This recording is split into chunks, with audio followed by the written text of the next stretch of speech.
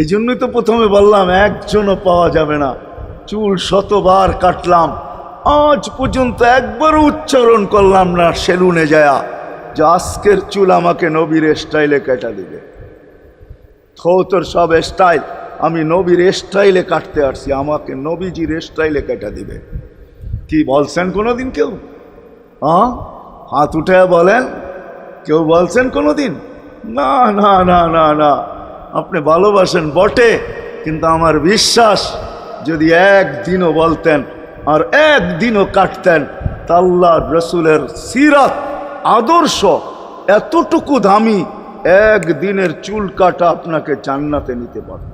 একদিনের চুল কাটা বিশ্বাস হয় না? হ্যাঁ, মনে হয় না যে একদিনের চুল কাটা দিয়া জান্নাতে যাব কি করে, ঠিক না? এই উম্মত তো এক নেকি দিয়া জান্নাতে যাবে। কয় নেকি দিয়া? একটা নেকি দিয়া জান্নাতে যাবে এই উম্মত। অন্য উম্মতের কথা জানি না আমি, এই উম্মত এক নেকি দিয়া জান্নাতে যাবে।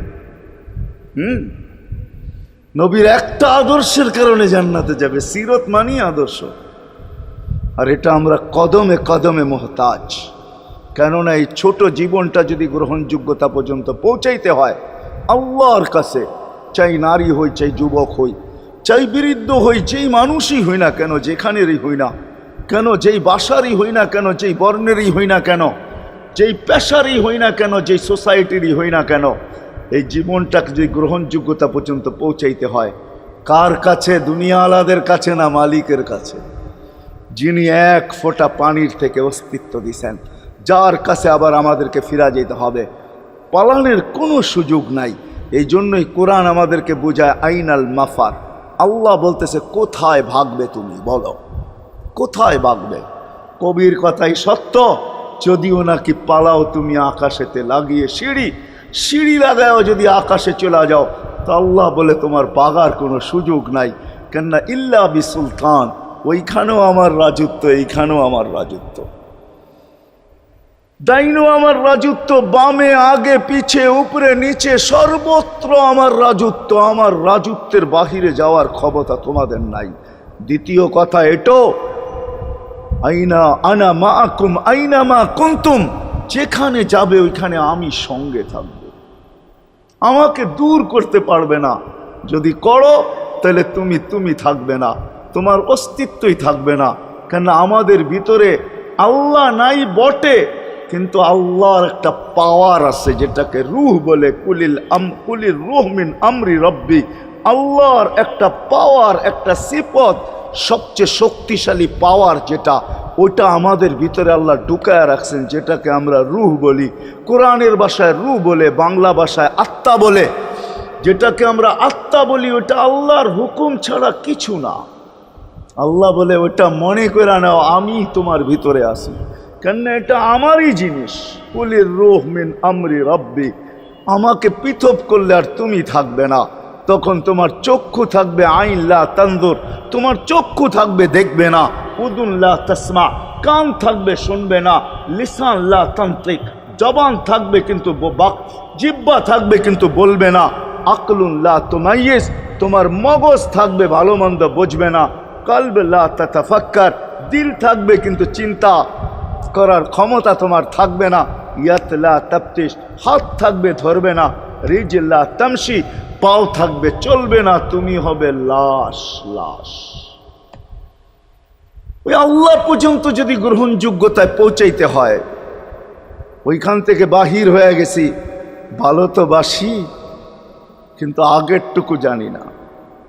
ও মেরে দোস্ত, শুধু ভালোবাসলে চলবে না। আবু তালেবের চেয়ে বড় ভালোবাসা আপনার আমার ছিল না। সাহাবাদের মতো ভালোবাসা আপনার আর আমার নাই। আছে নাকি? হ্যাঁ, আবু তালেবের মতো ভালোবাসা ছিল। চলেন শর্ট করি। আবু তালেবকে নিজের হাতে আল্লাহ রসুল কবরে রাখছেন। যখন রাখতেছিলেন তখন চিৎকার দিতেছিলেন, আম্মি মা তারাক্তালি সাবিলা, চাচা কোনো রাস্তা রাখলেন না আমার জন্য। বলছিলাম কলেমা পড়লেন না। বলছিলাম ঠোঁটটা হেলাইলেন না। বলছিলাম চুপ থাকেন, তাও থাকলেন না। সর্বশেষ একটা চিৎকার দিলেন, আলা মিল্লাতি আব্দুল মুত্তালিব, আব্দুল মুত্তালিবের ধর্মের উপরে চলে যেতেছি। এই কথা বইলা দুনিয়ার থেকে বিদায় নিলেন। চুপও যদি থাকতেন তো আমার জন্য কোনো সুযোগ হইতো। চাচা, ও চাচা, আমার জন্য কোনো রাস্তা রাখলেন না। ভালোবাসা কাজে দিবে না। এই জন্য চলেন, জীবনটাকে গ্রহণযোগ্যতা পর্যন্ত পৌঁছাইতে হইলে কদমে কদমে মুহাম্মদুর রাসূলুল্লাহর আদর্শ লাগবে, যেটাকে আরবি ভাষায় সিরাত বলে, যেটাকে কেরিয়ার বলে। আল্লাহর রসুলের কেরিয়ার লাগবে, আল্লাহর রসুলের আদর্শ লাগবে, আল্লাহর রসুলের সিরত লাগবে, আল্লাহর রসুলের চরিত্র লাগবে। এই জন্যই আল্লাহ কোরআনে বলছেন, লাকাদ কানা লাকুম ফি রাসূলিল্লাহি উসওয়াতুন হাসানা।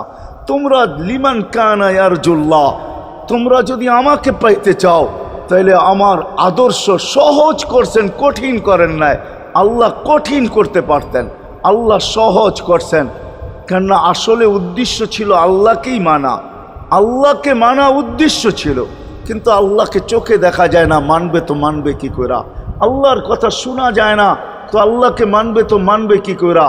আল্লাহকে তো দেখা যায় না, আল্লাহকে তো আল্লাহর কথা শোনা যায় না, আল্লাহকে ধ্যান ধারণায় আনা যায় না, কোনো ধ্যান ধারণার ভিতরে আনা যায় না যে আল্লাহর আকৃতি এরকম। আল্লাহকে ধ্যান ধারণায় আনা যায় না, বর্ণনা দিয়ে শেষ করা যায় না। আল্লাহর বর্ণনা দিয়ে কেউ শেষ করতে পারবে না। কোরআন বড় কিছু আমাদেরকে বুঝাইছেন, অনেক বুঝাইছেন যে আল্লাহর বর্ণনা দিয়ে শেষ করা যাবে না।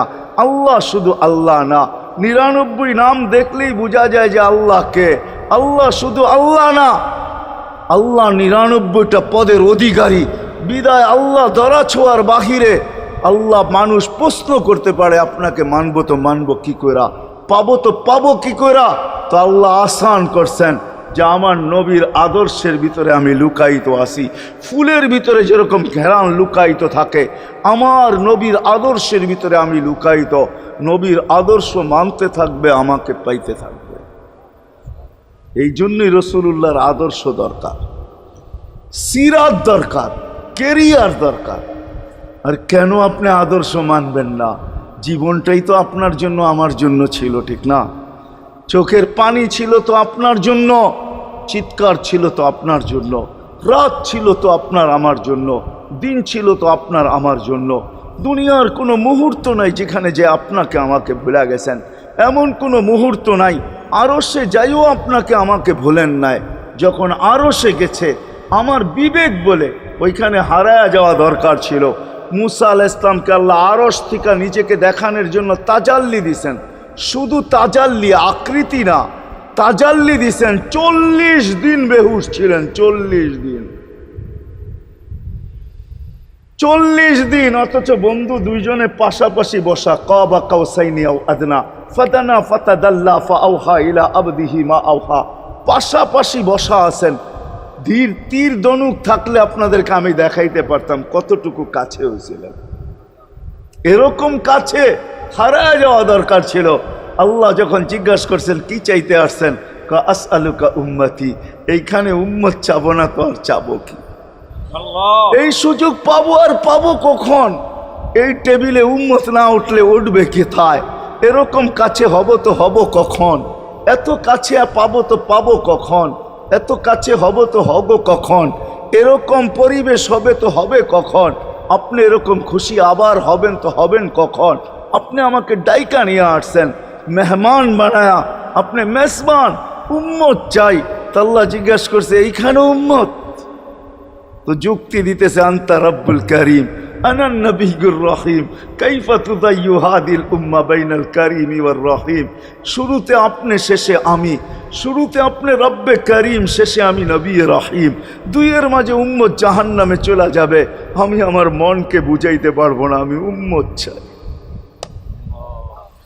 আল্লাহ সান্ত্বনা দিতেছেন, কাসসামতুল কিয়ামাতা কিসমাইন, কিয়ামতকে 2 ভাগে ভাগ করছি। আমি জানি আপনি একাই চিৎকার দিবেন কিয়ামতের মাঠে উম্মতি উম্মতি বইলা, আর কেউ উম্মতকে স্মরণ করবে না।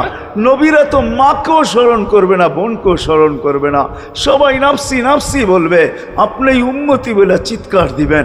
বিদায় কিয়ামত আপনার আর আমার মাঝে ভাগ, আর কারো মাঝে না। সালতো তা সাফি তো সাফা, ওই দিন আপনি চাইতে থাকবেন, আমি দিতে থাকব, আপনি সুপারিশ করবেন, আমি মঞ্জুর করতে থাকব। লা ইউখজি কাফি উম্মতি, আপনার উম্মতের ব্যাপারে আপনাকে আমি লজ্জিত করব না।